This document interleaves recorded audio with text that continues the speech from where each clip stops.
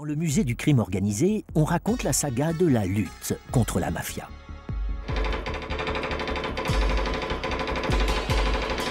La mafia est directement impliquée dans la fondation de Las Vegas. La Cosa Nostra a financé le tout premier casino pour en retirer de plantureux bénéfices. Las Vegas a été fondée et construite principalement par la mafia. Ils sont arrivés et ils ont réalisé un travail important. Ils ont mis en place les financements, construit des casinos et même le barrage Hoover. Non pas que ça rende légitime ce qu'ils ont fait, mais vous ne pouvez pas raconter l'histoire de Las Vegas sans parler de la mafia. Ça fait partie de l'histoire de la ville. Et la réaction est venue très tard. Il a fallu attendre la fin des années 50 et les années 60 pour que le gouvernement commence à s'intéresser à la mafia et essaie de l'éliminer, afin que Las Vegas puisse devenir une ville respectable. Pour la mafia, le casino était une technique pour blanchir l'argent sale.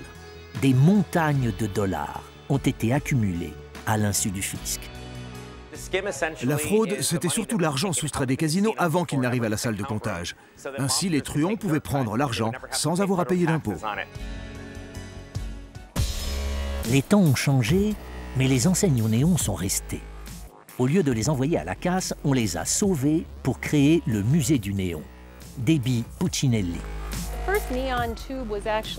L'invention du premier tube à néon a été attribuée à un Parisien, Georges Claude.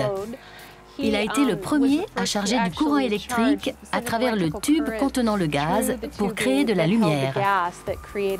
C'est en 1910, au Salon de l'Auto, au Grand Palais à Paris, que Georges Claude montra un néon pour la première fois au public.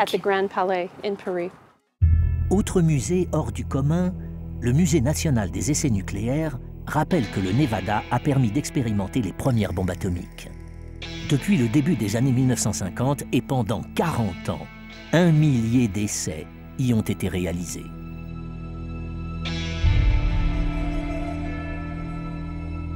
Sans aucune idée du danger de l'atome, le marketing a utilisé la bombe atomique pour vendre aussi bien des cocktails, des jouets que du vin.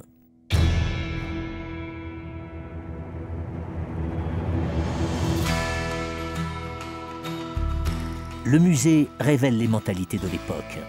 On y explique aussi pourquoi c'est l'État du Nevada qui a été choisi comme champ d'expérimentation atomique. Alan Palmer est responsable du musée. Le site d'expérimentation du Nevada était idéalement situé dans une région isolée des États-Unis, au milieu du désert, loin des regards indiscrets et loin de ce que les Soviétiques à l'époque pouvaient voir. C'était également idéal pour des raisons de météo et de géologie, indispensables pour tester ces armes.